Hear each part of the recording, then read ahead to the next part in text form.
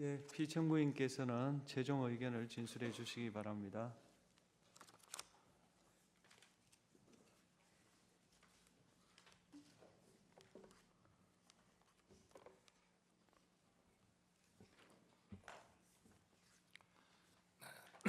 존경하는 재판관 여러분, 그리고 사랑하는 국민 여러분, 작년 12월 3일 비상계엄을 선포한 후 84일이 지났습니다. 제 삶에서 가장 힘든 날들이었지만 감사와 성찰의 시간이기도 했습니다. 저 자신을 돌아보면서 그동안 국민들께 과분한 사랑을 받아왔다는 생각이 들었습니다. 감사한 마음이 들면서도 국민께서 일하라고 맡겨주신 시간에 제 일을 하지 못하고 있는 현실이 송구스럽고 가슴 아팠습니다. 한편으로 많은 국민들께서 여전히 믿어주고 계신 모습에 무거운 책임감도 느꼈습니다. 국민 여러분께 죄송하고 감사하다는 말씀 먼저 드리고 싶습니다. 제가 비상계엄을 선포하고 몇 시간 후 해제했을 때 많은 분들께서 이해를 못하셨습니다. 지금도 어리둥절해 하시는 분들이 있을 겁니다. 계엄이라는 단어에서 연상되는 과거의 부정적 기억도 있을 것입니다.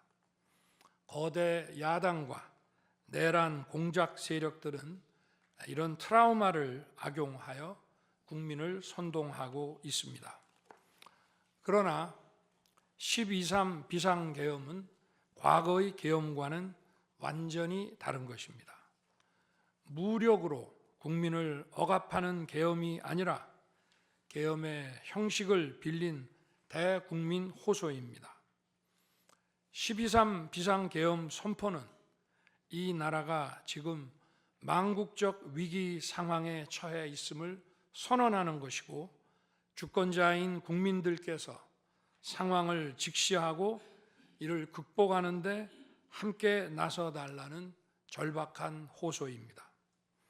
무엇보다 저 자신 윤석열 개인을 위한 선택은 결코 아니었다는 사실을 분명히 말씀드립니다. 저는 이미 권력의 정점인 대통령 자리에 있습니다. 대통령에게 가장 편하고 쉬운 길은 힘든 일을 굳이 벌이지 않고 사회 여러 세력과 잘 타협하고 모든 사람들에게 듣기 좋은 말을 하면서 임기 5년을 안온하게 보내는 것입니다. 일하겠다는 욕심을 버리면 치열하게 싸울 일도 없고 어려운 선택을 할 일도 없어집니다. 저 개인의 삶만 생각한다면 정치적 반대 세력의 거센 공격을 받을 수 있는 이런 비상계엄을 선택할 이유가 전혀 없습니다. 저는 비상계엄을 결심했을 때 제게 많은 어려움이 닥칠 것을 당연히 예감했습니다. 거대 야당은 제가 독재를 하고 집권 연장을 위해 비상계엄을 했다고 주장합니다. 내란죄를 씌우려는 공작 프레임입니다. 정말 그런 생각이었다면 고작 280명의 실무장도 하지 않은 병력만 투입하도록 했겠습니까? 주말이 아닌 평일에 계엄 선포를 하고 계엄을 선포한 후에 병력을 이동시키도록 했겠습니까? 심판정 증거조사에서 드러난 사실에 의하면 그나마 계엄 해제 요구 결의 이전에 국회에 들어간 병력은 106명에 불과하고 본관에 들어간 병력은 15명입니다. 15명이 유리창을 깨고 들어간 이유도 자신들의 근무 위치가 본관인데 입구를 시민들이 막고 있어서 충돌을 피하기 위해 불 꺼진 창문을 찾아 들어간 것입니다. 또한 국회의 해제 요구 결의가 이루어진 이후에 즉시 모든 병력을 철수했습니다. 투입된 군의 병력이 워낙 소수이다 보니 국회 외곽 경비와 질서 유지는 경찰에 요청했습니다. 경찰은 인근 전장년 집회 대응 경력 300명을 국회 외곽에 보냈습니다. 부상당한 군인들은 있었지만 일반 시민들은 단 한 명의 피해도 없었습니다. 처음부터 저는 국방장관에게 이번 비상계엄의 목적이 대국민 호소용임을 분명히 밝혔습니다. 또한 국회의 계엄 해제 요구가 신속히 뒤따를 것이므로 계엄 상태가 오래가지 않을 것이라고 했습니다. 하지만 그런 내용을 사전에 군 지휘관들에게 그대로 알릴 수는 없었습니다. 그래서 최소한의 병력을 실무장하지 않은 상태로 투입함으로써 군의 임무를 경비와 질서 유지로 확실하게 제한한 것입니다. 많은 병력이 무장 상태로 투입되면 아무리 조심하고 자제하라고 해도 군중과 충돌하기 쉽습니다. 그런 일이 발생하지 않도록 원천 차단한 것이고 실제 결과도 예상대로였습니다. 제가 소수의 병력, 비무장, 경험 있는 장병 이 세 가지를 장관에게 명확히 지시한 이유입니다. 그런데도 거대 야당은 이것을 내란이라고 주장하고 있습니다. 병력 투입 시간이 불과 2시간도 안 되는데 2시간짜리 내란이라는 것이 있습니까?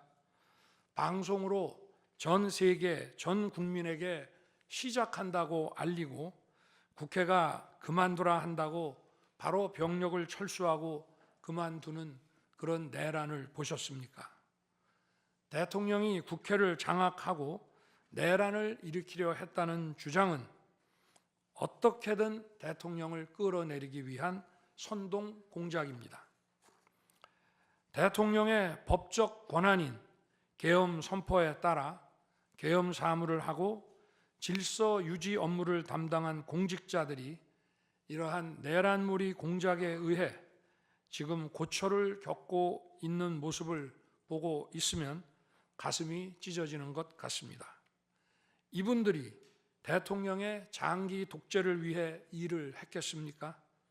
대한민국의 현실에서 이러한 장기 독재를 상상도 할 수 없다는 사실을 잘 아는 사람들이고 이미 자기 분야에서 최고의 위치에 올라 더 바랄 것도 없는 분들입니다.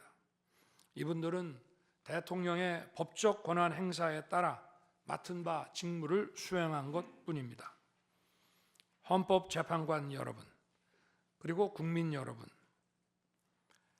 대통령의 자리에서 많은 정보를 가지고 국정을 살피다 보면 남들에게는 보이지 않는 것들, 겉으로는 잘 드러나지 않는 문제점들이 많이 보이게 됩니다. 당장은 괜찮아 보여도 얼마 뒤면 큰 위기로 닥칠 일들이 대통령의 시야에는 바로 들어옵니다. 서서히 끓는 솥 안의 개구리처럼 눈앞의 현실을 깨닫지 못한 채 벼랑 끝으로 가고 있는 이 나라의 현실이 보였습니다. 언제 위기가 아닌 때가 있었냐고 하는 분도 있을 겁니다. 그렇지만 그동안의 위기가 돌발 현안 수준이었다면 지금은 국가 존립의 위기, 총체적 시스템의 위기라는 점에서 차원이 완전히 다릅니다. 미국 트럼프 대통령은 취임 첫날 국가 비상사태를 선포하고 군을 투입했습니다. 미국이 국가 비상사태인가에 대한 판단은 다를 수 있습니다. 하지만 불법 체류자와 마약 카르텔 등 당면한 위기에 맞서 국민들을 지키기 위한 대통령의 결단임은 분명해 보입니다.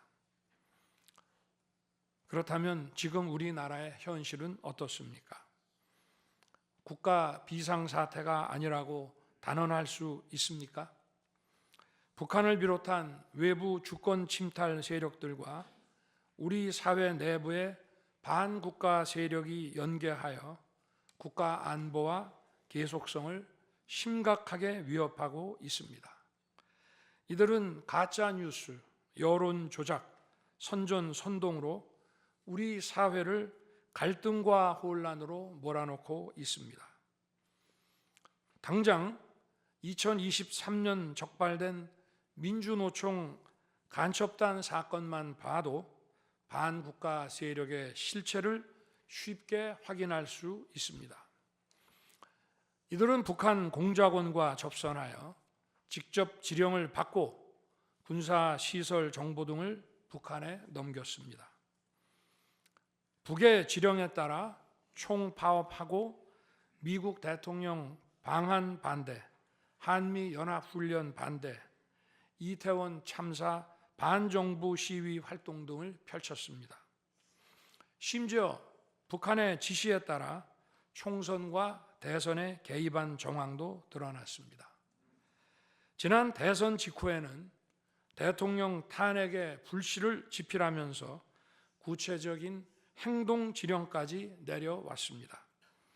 실제로 대통령 당선인이 취임하기도 전인 2022년 3월 26일 윤석열 선제 탄핵 집회가 열렸고, 그때부터 2024년 12월 초까지 무려 178회의 대통령 퇴진 탄핵 집회가 열렸습니다. 이 집회에는 민노총 산하 건설 노조, 언론 노조 등이 참여했고 거대 야당 의원들도 발언대에 올랐습니다. 결국 북한의 지령대로 된 것 아닙니까? 요즘 세상에 간첩이 어디 있냐고 말하는 분들도 있습니다. 하지만 간첩은 없어진 것이 아니라 대한민국의 자유민주주의를 무너뜨리는 체제 전복 활동으로 더욱 진화한 것입니다. 그런데 이러한 간첩 활동을 막는 우리 사회의 방어막은 오히려 약해지고 곳곳에 구멍이 난 상태입니다. 지난 민주당 정권의 입법 강행으로 2024년 1월부터 국정원의 대공수사권이 박탈됐습니다. 간첩단 사건은 노하우가 축적된 기관에서 장기간 치밀하게 수사를 해야 합니다. 그런데 제대로 준비할 시간도 없이 전문성과 경험이 부족한 경찰에 대공수사권이 넘어가 버렸습니다. 간첩이 활개치는 환경이 만들어진 것입니다. 게다가 애써 잡아도 재판이 장기간 방치되는 상황까지 발생하고 있습니다. 현재 재판이 진행 중인 간첩 사건이 민노총 간첩단, 창원 간첩단, 청주 간첩단, 제주 간첩단 등 4건이나 됩니다. 그런데 청주 간첩단 사건은 1심 판결까지 29개월이 넘게 걸렸고, 민노총 간첩단 사건도 1심 판결에 1년 6개월이 걸렸습니다. 이들은 구속기간 만료 후 석방되어 1심 판결로 법정 구속이 될 때까지 버젓이 활보하고 다녔습니다. 현재 창원 간첩단 사건은 2년 가까이 재판이 중단되어 있고, 제주 간첩단 사건도 1년 10개월째 재판이 파행 중입니다. 모두 석방된 상태입니다. 간첩을 잡지도 못하고 잡아도 제대로 처벌도 못하는데 이런 상황이 과연 정상입니까? 그런데도 거대 야당은 민노총을 옹호하기 바쁘고 국정원 대공수사권 박탈에 이어 국가보안법 폐지까지 주장하고 있습니다. 경찰의 대공수사에 쓰이는 특활비마저 전액 삭감해서 영원으로 만들었습니다. 한마디로 간첩을 잡지 말라는 것입니다. 작년에는 중국인들이 드론을 띄워 우리 군사기지, 국정원 국제공항과 국내 미군 군사시설을 촬영하다 연이어 적발되었습니다. 이들을 간첩죄로 처벌하기 위해서는 법률을 개정해야 하는데 거대 야당이 완강히 거부하고 있습니다. 국가 핵심 기술을 유출하는 산업 스파이도 최근 급증하고 있습니다. 반도체, 디스플레이 등 기술 유출 피해가 수십조 원에 달하는데 그 3분의 2가 중국으로 유출됩니다.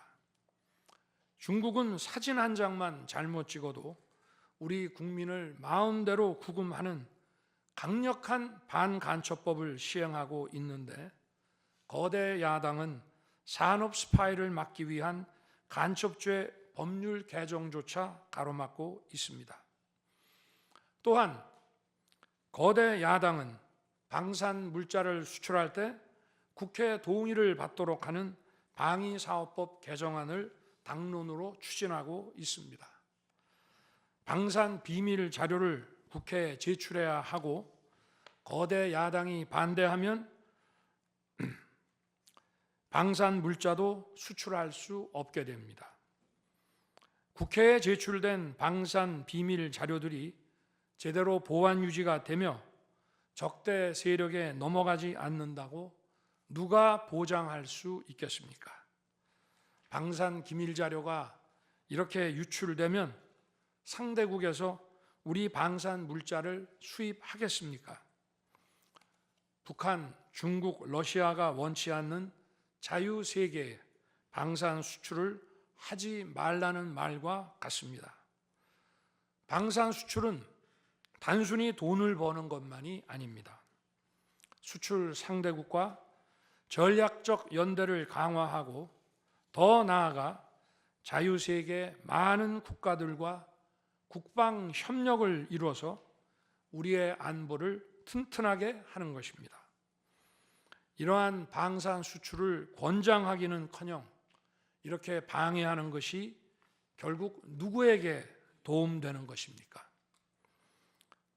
거대 야당은 우리 국방력을 약화시키고 군을 무력화하는 데도 앞장서고 있습니다. 여러분이 다 아시는 바와 같이 북한은 우크라이나에 많은 병력을 파병하여 러시아와 군사 밀착을 시도하고 있습니다.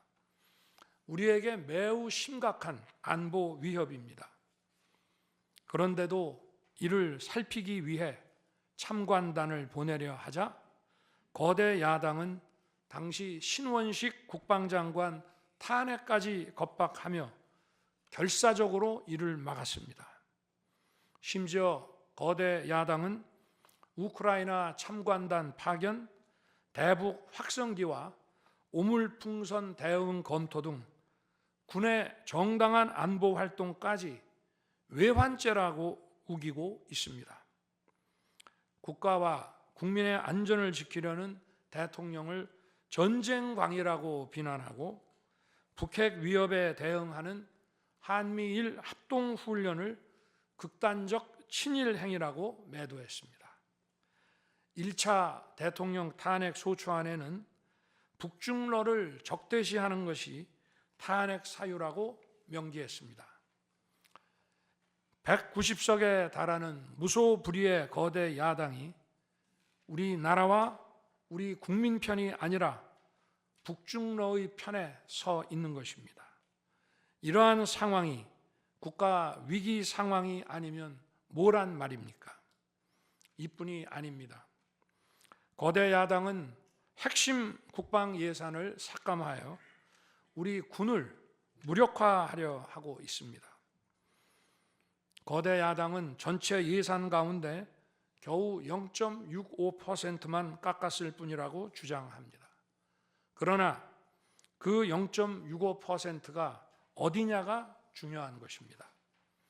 마치 사람의 두 눈을 빼놓고 몸 전체에서 겨우 눈알 2개 뺐다고 말하는 것과 같은 얘기입니다.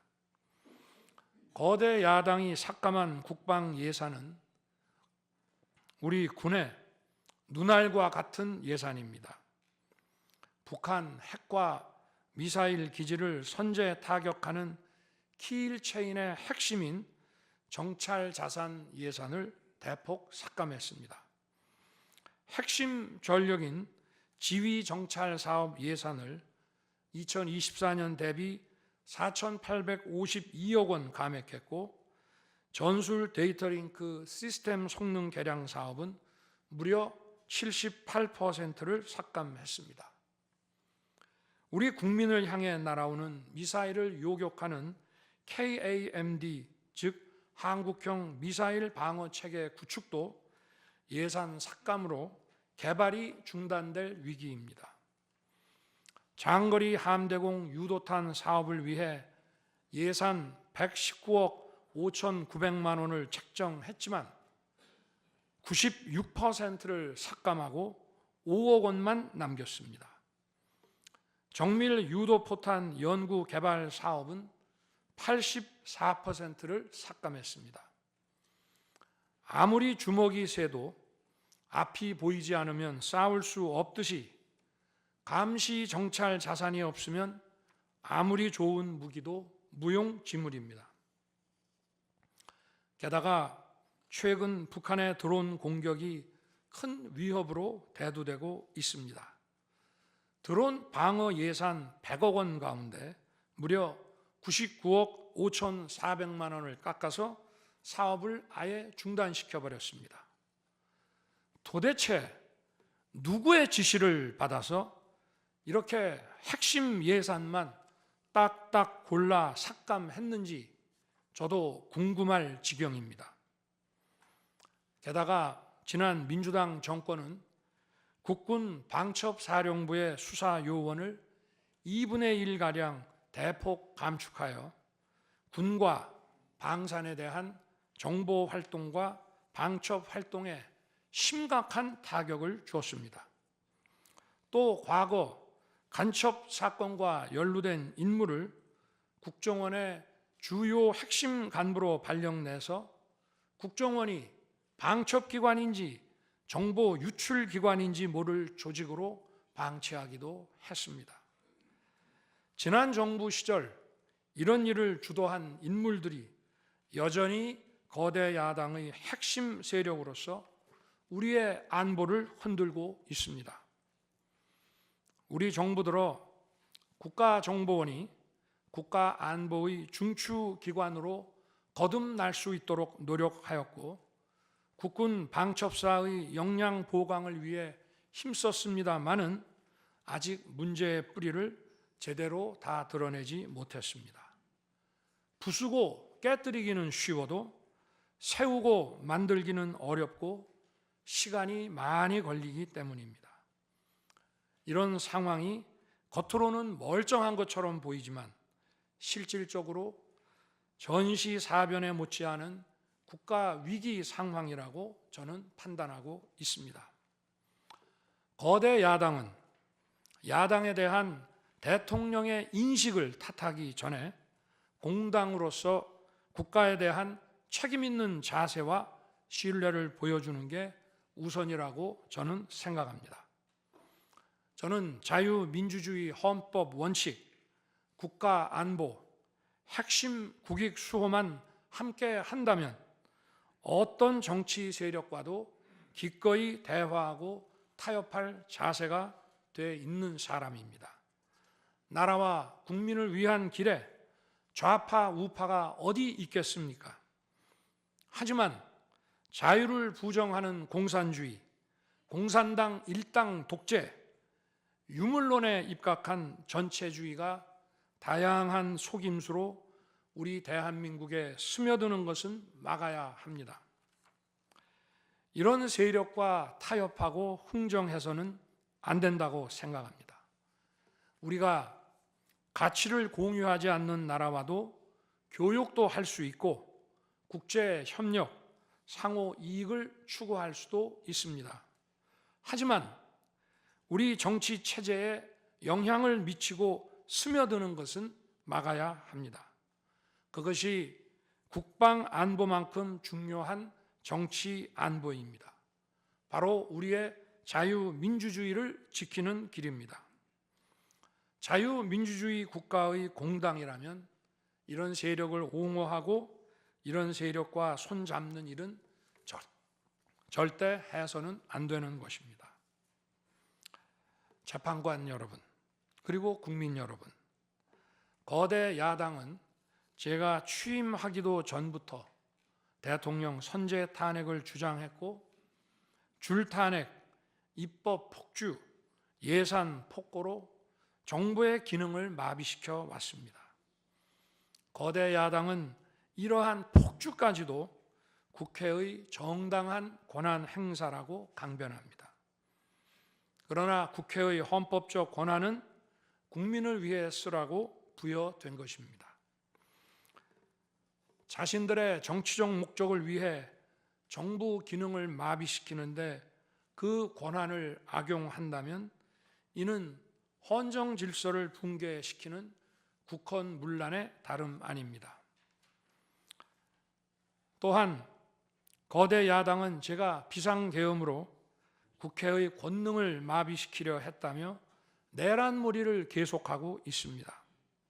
하지만 거대 야당은 제가 대통령에 취임한 이후, 아니 취임하기도 전부터 지금까지 지속적으로 끈질기게 정부의 권능을 마비시켜 왔습니다.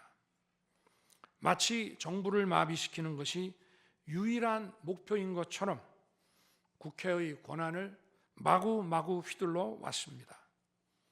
국회의원과 직원들의 출입도 막지 않았고 국회 의결도 전혀 방해받지 않은 2시간 반짜리 비상계엄과 정부 출범 이후 2년 반 동안 줄탄핵, 입법 예산 폭거로 정부를 마비시켜온 거대 야당 가운데 어느 쪽이 상대의 권능을 마비시키고 침해한 것입니까? 거대 야당은 국무위원들은 물론이고 방통위원장, 검사, 감사원장에 이르기까지 탄핵하고 또 탄핵했습니다. 탄핵 사유가 되는지 여부는 전혀 중요하지 않았습니다. 심지어 거대 야당 대표를 노려봤다고 장관을 탄핵하기도 했습니다. 일단 탄핵해서 직무를 정지시켜 놓고 정작 헌재 탄핵 심판에서는 탄핵 사유를 마음대로 변경하는 황당한 일도 반복해 왔습니다. 얼마 전 중앙지검장 등 검사들에 대한 탄핵 심판을 재판관 여러분께서 직접 진행하시지 않았습니까?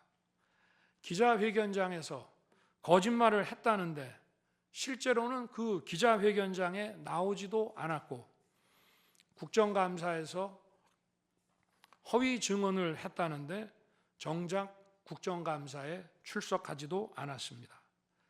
기본적인 탄핵 사유조차 틀렸는데도 일단 직무부터 정지시키고 보는 것입니다. 이것이 과연 정상적인 일입니까? 거대 야당의 공직자 줄 탄핵은 정부 기능을 마비시키는 차원을 넘어 헌정 질서 붕괴로 치닫고 있습니다. 이태원 참사가 발생하자 거대 야당은 연일 진상규명을 외치면서 참사를 정쟁에 이용했습니다. 급기야 행정안전부 장관을 탄핵했습니다. 당시 북한이 민노총 간첩단에게 보낸 지령문에 이런 내용이 있습니다. 이번 특대형 참사를 계기로 사회 내부에 세월호 참사 진상규명 투쟁과 같은 정세 국면을 조성하는 데 중점을 두고 각계각층의 분노를 최대한 분출시켜라. 거대 야당이 북한 지령을 받은 감첩단과 사실상 똑같은 일을 벌인 것입니다. 이야말로 사회의 갈등과 혼란을 키우는 선동 탄핵이라 할 것입니다. 거대 야당은 자신들의 당대표를 수사하는 검사들도 줄줄이 탄핵하고 서울중앙지검장까지 탄핵했습니다. 검사 탄핵은 그 자체로도 수사 방해이지만 검사 탄핵을 지켜보는 판사들에 대한 겁박이 되기 마련입니다. 야당 대표에 대한 검찰 수사를 막고 야당 대표의 범죄를 심판할 판사들까지 압박하기 위한 방탄 탄핵인 것입니다. 급기야 거대 야당은 지난 정부의 이적 행위를 감사하던 감사원장까지 탄핵했습니다. 거대 야당은 감사원장 탄핵 소추안에 사드 정식 배치 고의 지연 의혹 감사를 탄핵 사유로 포함시켰습니다. 이 사건은 지난 민주당 정부의 안보라인 고위직 인사 4명이 주한 중국 대사관 무관에게 사드 배치 작전명, 작전 일시, 작전 내용 등 국가 기밀 정보를 넘겨준 간첩 사건입니다. 감사원은 이를 적발하고 검찰에 수사 의뢰하는 등 감사 조치를 진행하였는데 이것이 탄핵 사유라는 것입니다.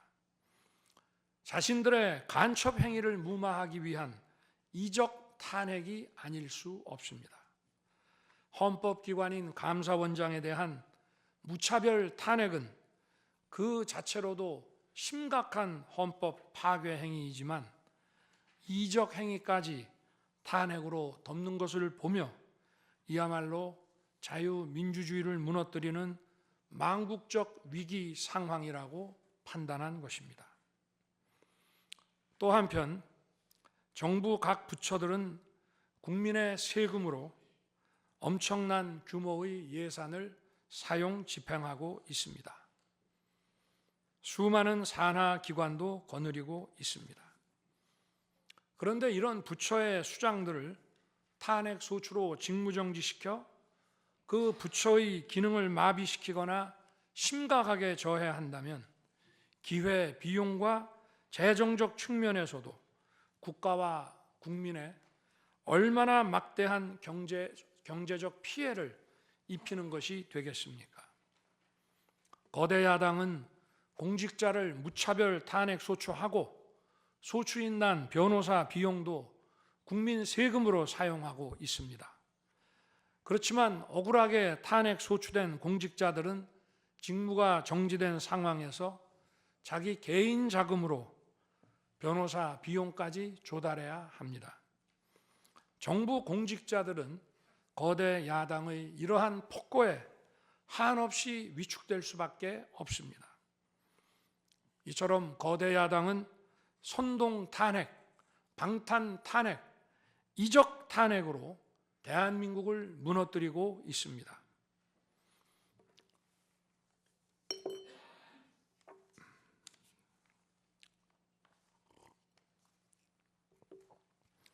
우리나라 선거 가운데 대통령 선거가 기간도 가장 길고 국민적 관심도 가장 큽니다. 그만큼 직선 대통령의 민주적 정당성은 다른 선출직 공직자에 비해 그 무게가 다릅니다.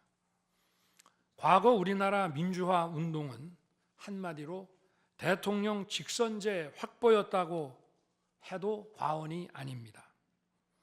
그런데 거대 야당은 대선이 끝나자마자 동조 세력과 연대하여 아직 취임도 하지 않은 대통령 당선인을 상대로 선제 탄핵과 퇴진 운동을 벌이기 시작했고 지난 2년 반 동안 오로지 대통령 끌어내리기를 목표로 정부 공직자 줄탄핵 그리고 입법과 예산 폭거를 계속해 왔습니다. 헌법이 정한 정당한 견제와 균형이 아니라 민주적 정당성의 상징인 직선 대통령 끌어내리기 공작을 그야말로 쉼없이 해온 것입니다. 이것이 국헌문란이 아니면 도대체 어떤 것이 국헌문란 행위이겠습니까? 뿐만 아니라 거대 야당의 이런 지속적 국헌문란 행위는 국가 정체성과 대외 관계에 있어서 자유민주주의 헌법 정신과 동떨어진 인식에 기반하고 있다고 저는 생각합니다. 따라서 직선 대통령을 끌어내리기 위한 줄탄핵, 입법 예산 폭거는 어느 면으로 보나 자유민주주의 헌정질서 파괴 목표로 하고 있다고 하겠습니다. 흔히들 대통령 중심제 권력 구조를 가지고 제왕적 대통령제라고 합니다. 그러나 지금 우리나라는 제왕적 대통령이 아니라 제왕적 거대 야당의 시대입니다. 그리고 제왕적 거대 야당의 폭주가, 그 독재가 대한민국의 존립 위기를 불러오고 있습니다. 계엄 이후 벌어진 일들만 보아도 모두 잘 알 수 있지 않겠습니까? 제가 정말 제왕적 대통령이라면 공수처, 경찰, 검찰이 앞다퉈서 저를 수사하겠다고 나서고 내란죄 수사권도 없는 공수처가 영장 쇼핑, 공문서 위조까지 해가면서 저를 체포할 수 있겠습니까? 저 역시도 수사 업무에 26년간 종사한 사람이지만 이렇게 여러 수사기관들이 무차별적으로 한 사건에 달려드는 꼴은 본 적이 없습니다. 비상계엄에 투입된 군 병력이 총 570명에 불과한데 불법적으로 대통령 한 사람 체포하겠다고 대통령 관저에 3, 4천 명이 넘는 경찰력을 동원했습니다. 대통령과 거대 야당 가운데 어느 쪽이 제왕적 권력을 휘두르며 이 나라의 헌정 질서를 무너뜨리고 있습니까? 제가 비상계엄을 결단한 이유는 이 나라의 절체절명의 위기를 더 이상 방치할 수 없다는 절박함 그것이었습니다. 저는 주권자인 국민들께 이러한 거대 야당의 반국가적 패악을 알리고 국민들께서 매서운 감시와 비판으로 이를 제발 멈춰달라고 호소하고자 했습니다. 국정마비와 자유민주주의 붕괴를 막고 국가 기능을 정상화하기 위해 절박한 심정으로 계엄을 선포한 것입니다. 12.3 비상계엄의 선포는 국가가 위기 상황과 비상사태에 처해 있음을 선언한 것입니다. 국민을 억압하고 기본권을 제한하려는 것이 아니라 주권자인 국민께서 비상사태 극복에 직접 나 주십사 하는 간절한 호소입니다. 그런데 거대 야당은 제가 국회의 요구에 따라 계엄을 해제한 그날부터 탄핵 시동을 걸었습니다. 하지만 비상계엄은 범죄가 아니고 국가 위기를 극복하기 위한 대통령의 합법적 권한 행사입니다. 저는 긴급 국무회의를 거쳐 방송을 통해 비상계엄을 선포했고 그 과정에서 거대 야당의 국회 독재가 망국적 위기를 초래하였다고 했기 때문에 많은 사람들이 국회로 몰려들 것이었고 계엄 상황에서 질서 유지를 위해 국회에 최소한의 병력을 투입했으며 국회가 해제 요구 결의를 하자 즉각 병력을 철수하고 국무회의를 소집해서 계엄을 해제했습니다. 다 알고 계시다시피 2023년 중앙선관위를 포함한 국가기관들이 북한에 의해 심각한 해킹을 당했습니다. 중앙선관위는 이 같은 사실을 국가정보원으로부터 통보받고도 다른 국가기관과 달리 점검에 제대로 응하지 않았습니다. 나중에 채용비리 사건 때문에 울며 겨자 먹기로 응한 일부 소극적 점검 결과 심각한 보안 문제가 드러났기 때문에 중앙선관위 전산 시스템 스크린 차원에서 소규모의 병력을 보낸 것입니다. 선거의 공정과 직결되는 중앙선관위의 전산 시스템 보안 문제는 우리 자유민주주의 체제의 핵심 공공재이자 공공자산을 지키는 일입니다. 더구나 그동안의 선거 소송에서 드러난 다량의 가짜 부정투표 용지, 그리고 투표 결과가 도저히 납득하기 어렵다는 통계학과 수리과학적 논거 등에 비추어 중앙선관위의 전산 시스템에 대한 투명한 점검 필요성이 꾸준히 제기되어 왔습니다. 이런 조치들의 어떤 부분이 내란이고 범죄라는 것인지 도대체 이해할 수가 없습니다. 비상계엄이라는 것 자체가 불법이라면 계엄법은 왜 있으며 합동참모본부의 계엄관은 왜 존재하겠습니까? 재판관 여러분, 그리고 국민 여러분, 저는 2021년 6월 29일 처음으로 정치 참여를 선언했습니다. 대통령이라는 자리가 영광의 길이 아니라 형극의 길이라는 사실은 이미 잘 알고 있었습니다.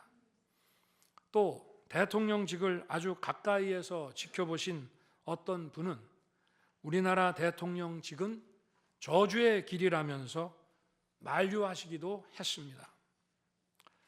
그러나 자유민주주의라는 헌정 질서가 무너지고 있는 상황에서 나라를 지키고 싶어 정치를 시작했습니다.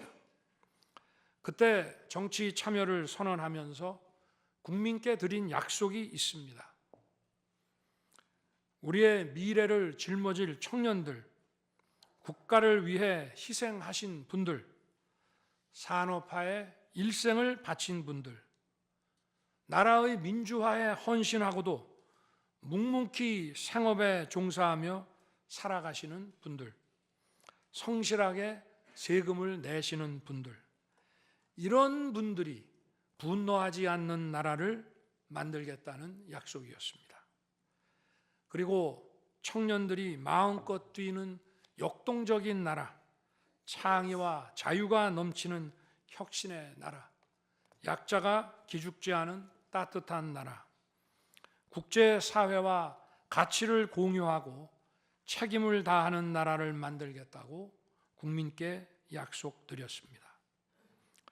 거대 의석과 이권 카르텔이 나라의 주인 노릇을 하는데 맞서 국민들에게 빼앗긴 주권을 되찾아 드리겠다고 약속했습니다. 그날 이후 지금까지 단 한순간도 이 약속을 잊은 적이 없습니다. 국민의 선택을 받아 대통령이 된 후 이 약속을 지키기 위해 쉼없이 노력하고 또 노력했습니다. 무엇 하나 쉬운 일이 없었습니다. 글로벌 복합 위기로 인한 대외 환경의 어려움이 계속됐습니다. 지난 민주당 정부의 잘못된 소주성 정책과 부동산 정책은 우리 경제와 민생의 문제를 풀어가는데 계속 발목을 잡았습니다. 하지만 어떤 문제라도 노력하면 풀어낼 수 있다고 믿었고 실제로 우리 기업, 우리 국민과 함께 뛰면서 하나하나 문제를 해결할 수 있었습니다. 기쁘고 보람 있는 일도 많았고 부족하고 아쉬운 일도 있었습니다. 무엇보다 국가 안보와 국민 안전을 지키는 제복 입은 공직자에 대한 처우 개선 추진이 보람된 일이었습니다. 지난 민주당 정권은 반일 선동에만 열을 올렸지만 우리 정부에서는 1인당 GDP가 일본을 앞질렀고 우리 인구의 2배 반이 넘는 경제 강국 일본과 수출액 차이가 작년에는 불과 수십억 불 규모로 좁혀졌습니다. 20년 전에 비해 100분의 1, 지난 민주당 정부에 비해 수십 분의 1로 줄어든 것입니다. 또 작년에 30번이나 열었던 전국 순회 민생 토론회 기억이 많이 납니다. 국민의 어려움을 직접 듣고 많은 일을 현장에서 해결해 드리면서 국민과 같이 웃기도 했고 같이 울기도 했습니다. 수도권, 영남, 호남, 충청, 강원, 제주까지 전국 모든 지역을 다니면서 지역 발전 방안을 함께 고민했습니다. 우리 국민들께서 전국 어디에 사시든 공정한 기회를 누리며 행복하게 살 수 있도록 만들어서 진정한 국민 통합을 이루고 싶었습니다. 다시 그렇게 일할 기회가 있을까 마음이 아립니다. 1박 4일의 살인적 일정으로 미국에 가서 한미일 캠프 데이비드 선언을 발표했을 때는 보람이 컸고 정말 마음이 든든했습니다.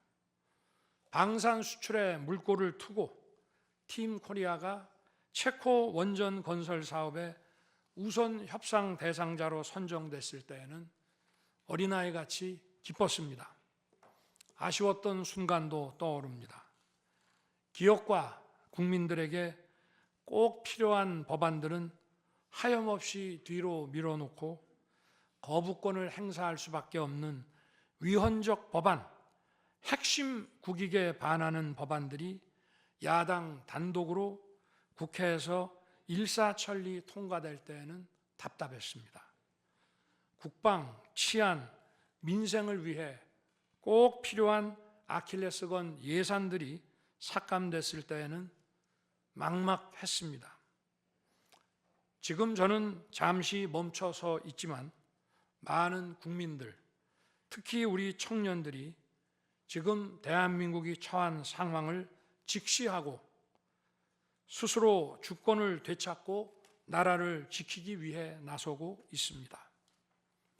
비상계엄의 목적이 망국적 위기 상황을 알리고 헌법 제정 권력인 주권자들께서 나서 주시기를 호소하는 것이었는데 이것만으로도 비상계엄의 목적이 상당 부분 이루어졌다고 생각하게 됩니다. 저의 진심을 이해해 주시는 우리 국민과 청년들에게 진심으로 감사 말씀을 드리고 싶습니다. 제가 직무에 복귀하게 되면 나중에 또다시 계엄을 선포할 것이라는 터무니없는 얘기도 있습니다.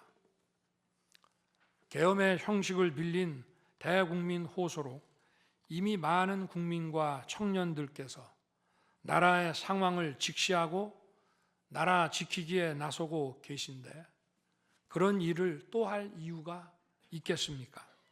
결코 그런 일은 없을 것입니다.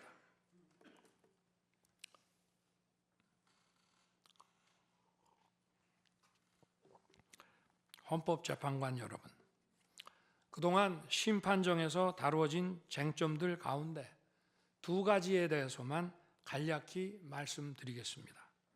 세세한 사실관계를 언급하기보다 상식선에서 간단히 말씀드리겠습니다. 우선 제가 국회의원을 체포하거나 본회의장에서 끌어내라고 했다는 것입니다. 정말 터무니없는 얘기입니다. 상식적으로 이렇게 해서 도대체 뭘 어떻게 하겠습니까?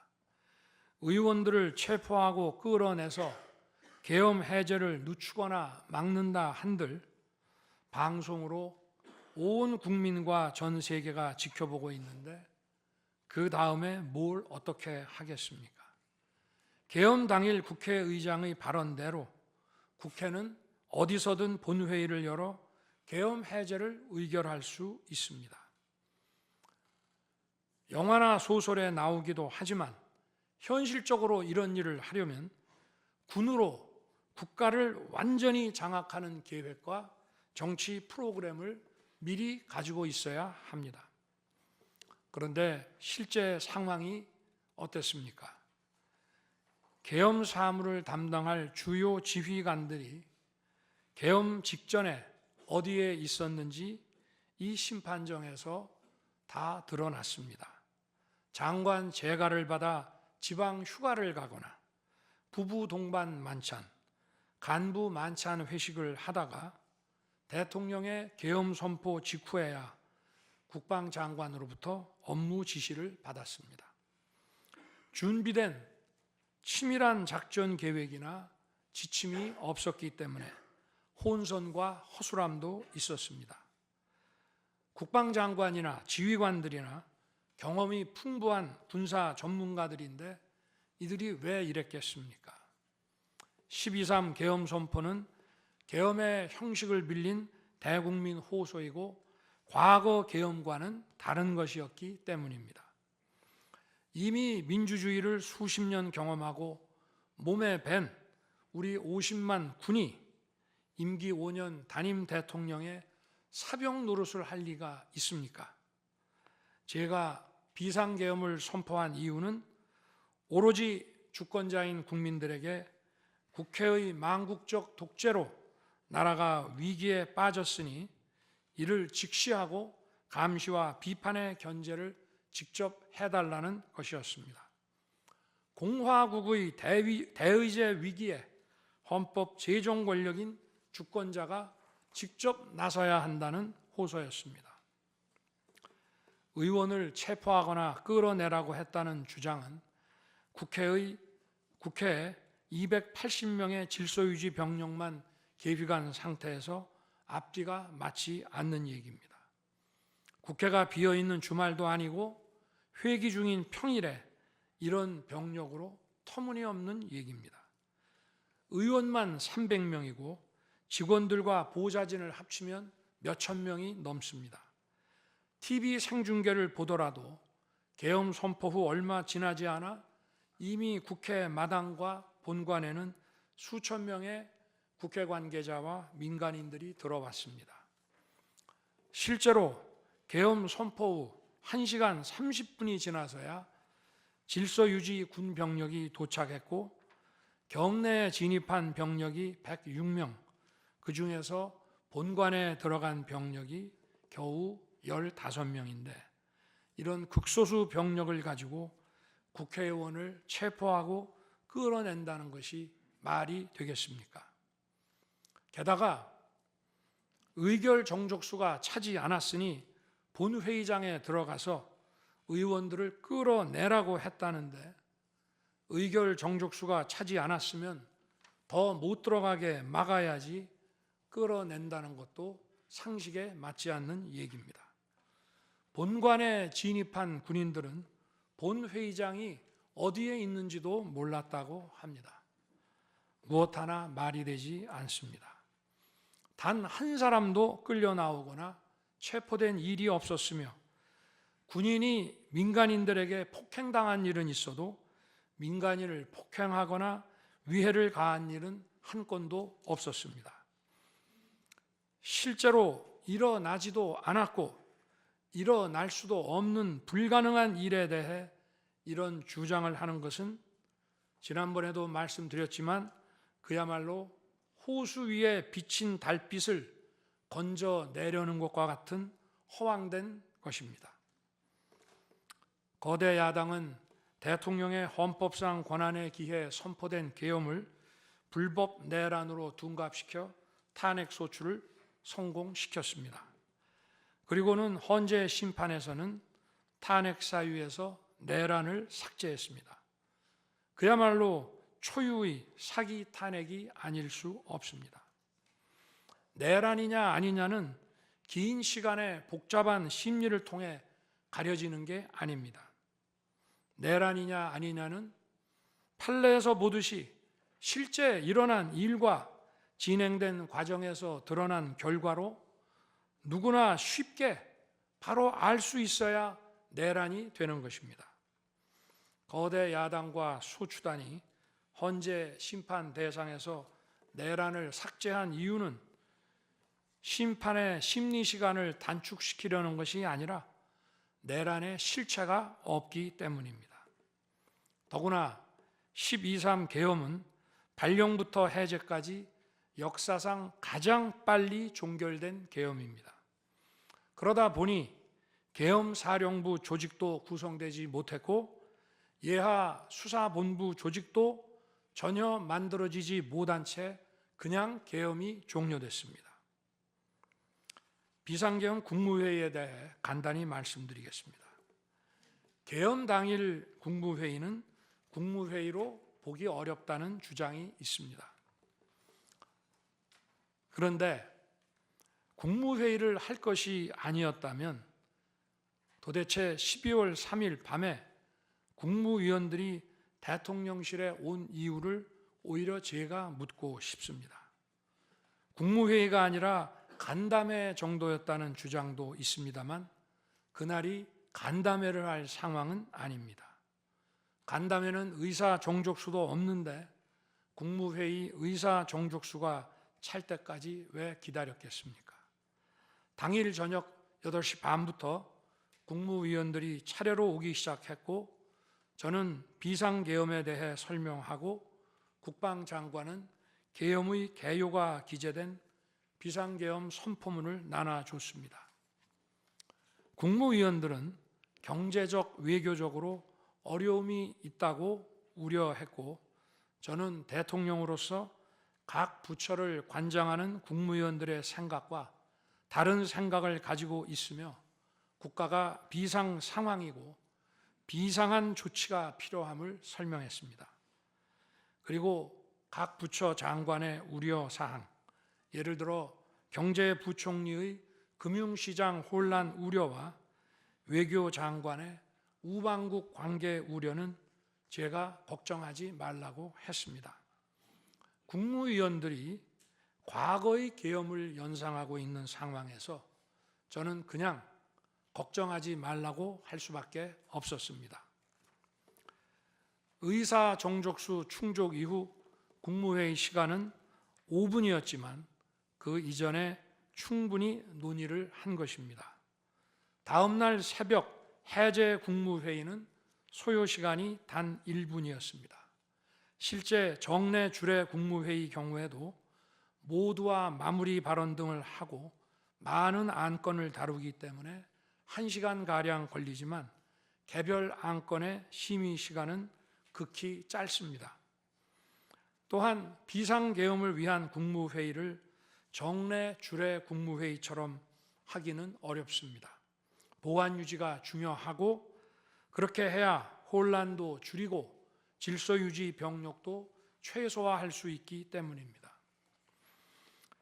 이상민 전 행안부 장관은 지난 심판정에서 그동안 국무회의를 100여 차례 참석했지만 이번 국무회의처럼 실질적으로 열띤 토론이나 의사 전달이 있었던 것은 처음이라고 했습니다. 국무회의 배석을 위해 비서실장과 안보실장도 통상처럼 대통령실로 나오도록 했고 국가 안보의 문제이기도 해서 국정원장도 참석시켰습니다. 1993년 8월 13일 김영삼 대통령께서 긴급 재정경제 명령으로 금융실명제를 발표했을 때도 국무위원들은 소집 직전까지 발표한다는 사실 자체를 몰랐고 국무회의록도 사후에 작성됐습니다. 그때 상황은 이인재 당시 노동부 장관께서 이미 공개적으로 설명한 바 있습니다. 그러나 아무도 이를 두고 국무회의가 없었다고 하지 않았고 당시 헌법재판소는 긴급명령 발동을 모두 합헌이라고 결정했습니다. 그 밖에 여러 쟁점들에 대해서는 변호인단의 변론으로 가름하겠습니다.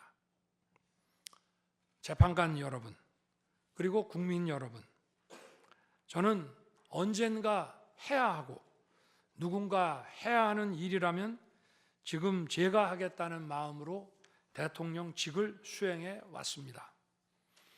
그래서 임기 전반부 동안 역대 정부들이 표를 잃을까 봐 하지 못했던 교육, 노동, 연금의 3대 개혁을 중심으로 국정개혁 과제를 과감하게 추진했습니다.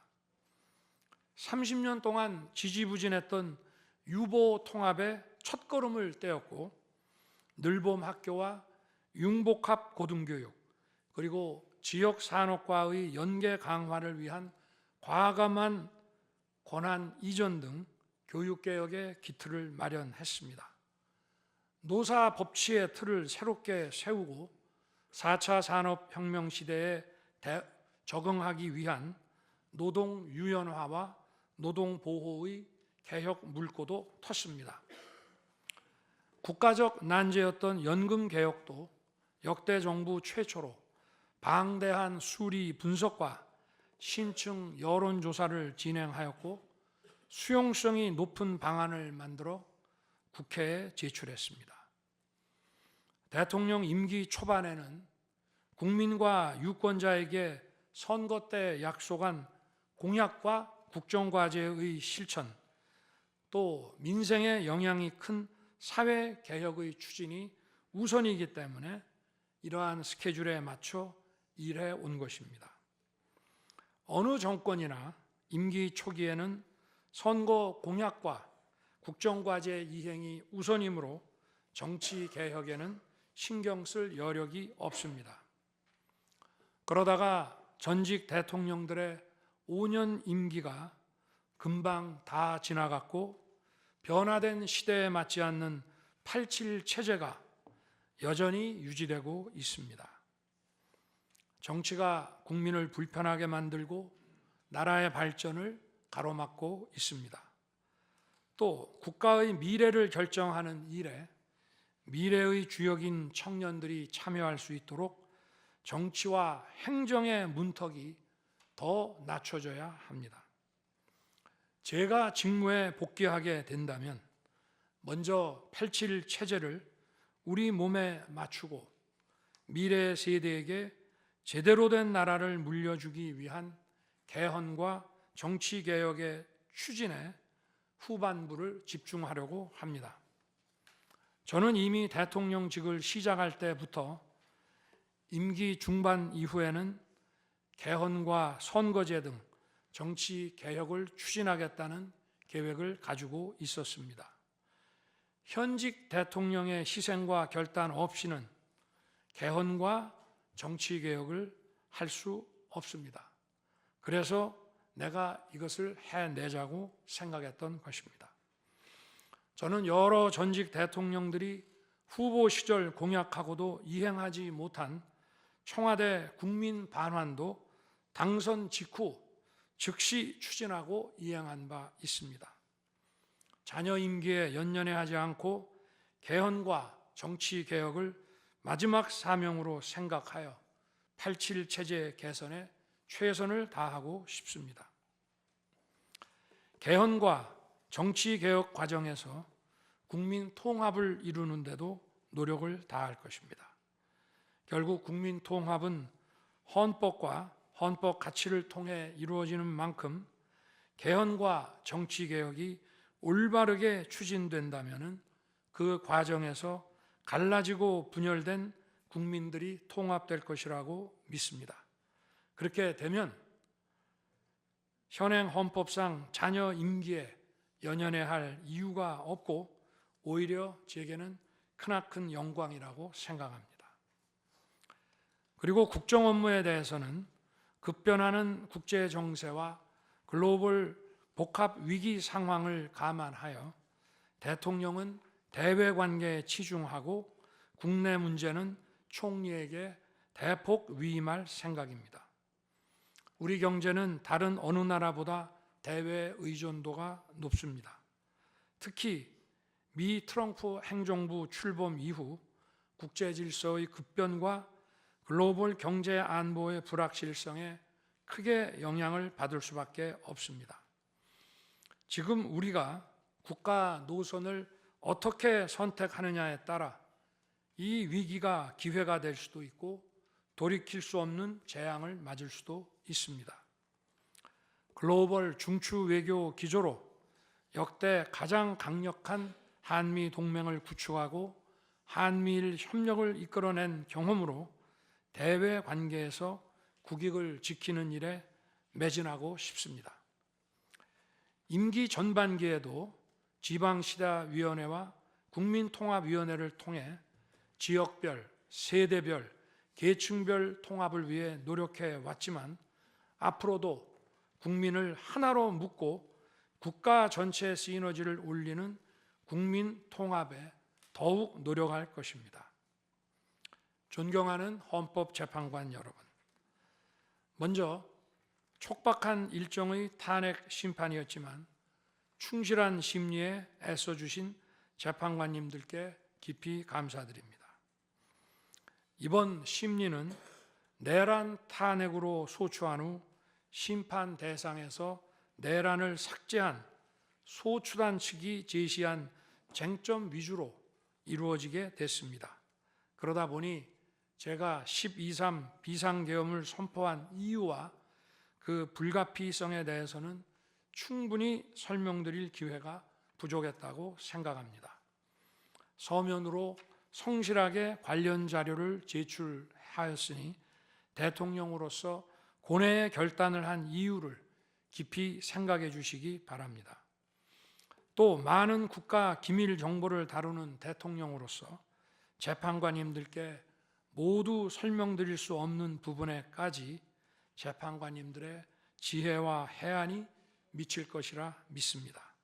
다시 한번 재판관님들의 노고에 감사드립니다.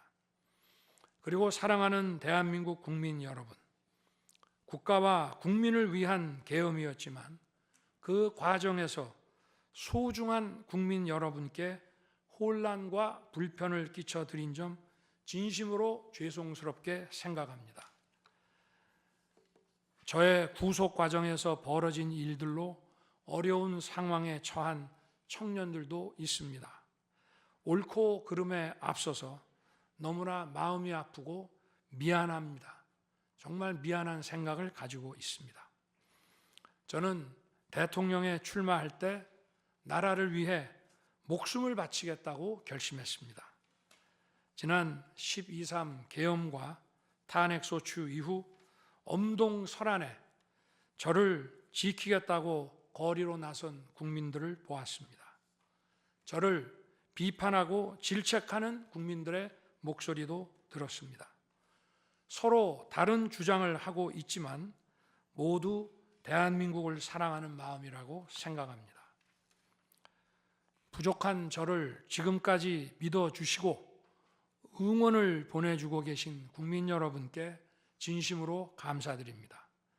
저의 잘못을 꾸짖는 국민의 질책도 가슴에 깊이 새기겠습니다. 그리고 이 모든 과정이 새로운 대한민국으로 도약하는 디딤돌이 될 수 있도록 최선을 다하겠습니다. 감사합니다.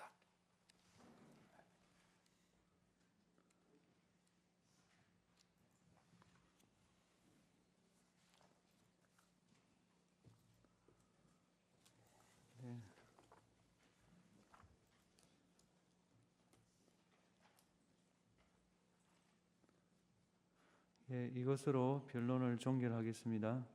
변론 절차가 원만히 종결되도록 협력해 주신 청구인 소추위원과 피청구인 본인께 감사드립니다. 아울러 양측 대리인, 언론인들께도 감사드립니다. 선고기일은 재판부 평의를 거쳐 추후 고지해 드리겠습니다. 이상입니다.